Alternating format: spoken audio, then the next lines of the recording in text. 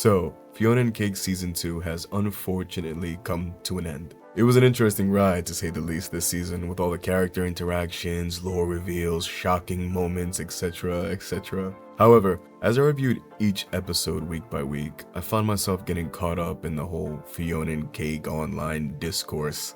I'm sure you guys know what I'm talking about. This season, at least if you look at online social media spaces, seems to have been kind of polarizing. Don't get me wrong, many people, such as myself, had a blast with this season, even got emotional from time to time, and I do feel as though the common consensus is that this season was good. However, there are a segment of people that have problems with this season, and let it be known, each week a new episode aired. Now, as a huge Adventure Time fan, and that includes the Fiona and Cake franchise, I think it's only right for me to address some of the major criticisms I've seen and heard of Season 2. And so I think the easiest way for me to go about this is by breaking down the top 3 most popular criticisms that I've heard from fans for this season, starting from 3, then we'll work our way up to the number 1 criticism that I've seen. Now, I need to preface this by saying I won't be including any socio-political talking points some people have been using to criticize the season. Also, I want to stress that these writers and storyboard artists put their all into this for our enjoyment, and it's obvious they wrote stories that were close to their hearts. We have to make sure we appreciate the efforts they put in, because we wouldn't even have this in the first place if it wasn't for them. So shout out to you guys and thank you. Now let's begin. Number 3, Fiona World stuff is uninteresting. Now this season was comprised of 2 separate worlds with different plot points.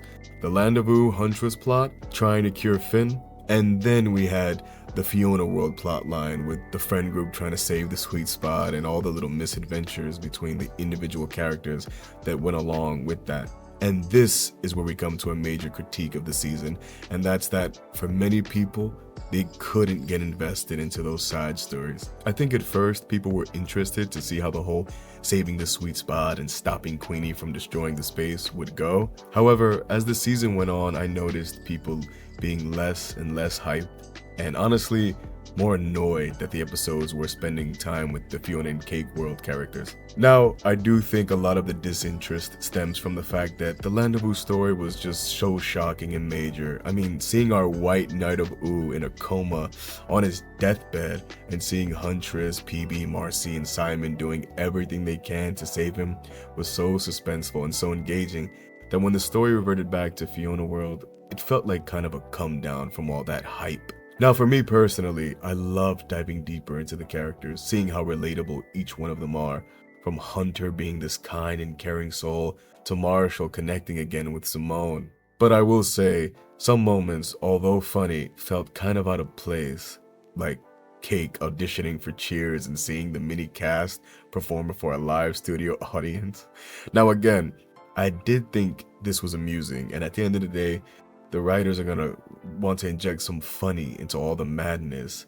However, I do feel like some moments just slow things down a bit too much. Although I do think we have to remember that this is Adventure Time with Fiona and Cake, so that's where the story is going to focus its attention on, the Fiona and Cake World characters. Now this leads me to the second criticism I can't stop seeing about this season, and that's that the pacing just sucked. I think if you spoke to a lot of Fiona and Cake fans, they would tell you that it's not that they weren't interested in the Fiona and Cake characters, it's just that the pacing of the episodes featuring the characters was way off. The balance between Ooh and Fiona World felt uneven at times for some people, and I can't say they're 100% wrong. I think the biggest example of this would be the transition from episode 6 to episode 7. Oh man, I said the thing. Ugh. Episode 6, we had this major event that had us all on the edge of our seats waiting to see what happens next. Then the next episode aired, and it felt kind of like more of a relationship exploration episode, with Fiona and Fennel getting that wizard eyes high and going on a trip. Now, it was sweet to see these two uplift each other, and having Fiona confront her insecurities was very much needed. However, it felt like the placing of this episode, especially this late in the season, kind of interfered with the adrenaline rush we got from episode 6 and ultimately had people thinking the plot lines weren't going to be wrapped up in time. I love these characters. It makes me smile watching them on my screen, interacting with each other. But just because I can enjoy seeing the more relatable slice of life, mundane interactions, doesn't mean I don't acknowledge that not everyone can vibe with the random change in pacing, especially when Finn is in a coma, dying, but we're stuck watching Fiona chase around douchebag DJ Flame. And that leads me to the final criticism I want to address in this video: the character dynamics and the love triangle. Oh boy, did Fiona piss so many people off this season. I felt like some people were going to riot after episode 8 aired and we saw Fiona kiss DJ Flame right in front of Fennel and then destroy the sweet spot after all of her friends' hard work. Fiona has been a very relatable character, very relatable, from her feelings of inadequacy to her trying to find purpose in helping other people. But I think it was very hard for some to see Fiona say and do some of the things that she did this season, especially when she was hurting the people she was working so hard to help. Made her seem so unlikable to many people. To me, Fiona feels like a human being, flawed and makes mistakes, but she tries her best, and she feels shame in what she does, unlike some characters. The love triangle between DJ Flame, Fennel, and Fiona, and you can mix a bit of Hunter in there, so more like Love Square, turns so many people off from the story. As a man in his late 20s, I will say I related to a lot of the conversations some of these characters were having. Seeing Huntress Wizard learn to express her feelings of love while being badass at the same time was awesome. Experiencing Marshall, Lee, and Gary grow their relationship, while Marshall in particular coped with his past trauma with his mother and reconnecting with Simone, that was heartwarming. Even Cake dealing with self-identity issues was so clever. Shout out to Rebecca Sugar. But unfortunately, not all the character stories were this perfectly nuanced. This is not a story about a 13-year-old boy in a land of mystical adventures anymore. However, that doesn't mean people need to be happy with the relationship dynamics or individual character development they were presented with this season. Actually, I think for the writers, it might be amusing for them to see us all get worked up at DJ Flame's douchiness or Fiona's self-destructive behavior.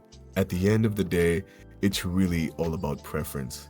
If you don't like seeing the love triangle but find other aspects of the show pleasurable, that's great. If you enjoyed watching the characters build up a romance and got a kick out of all the drama that came from that, awesome. If you're a fan of the franchise, you just want to see it do well and tell engaging stories with our favorite characters. These writers hit the spot way more times than not, in my opinion, and I'm super excited to see what comes next, despite all the discourse. Now, I want to hear what you guys think. I know you guys, much like myself, came back week to week to watch these episodes of Fiona and Cake and had strong opinions. Did I leave anything out in terms of the criticisms that were presented to us online and by fans? What did you think? And do you think these criticisms are a bunch of BS and just had a whole blast with this season regardless of the online negativity or the online constructive criticism?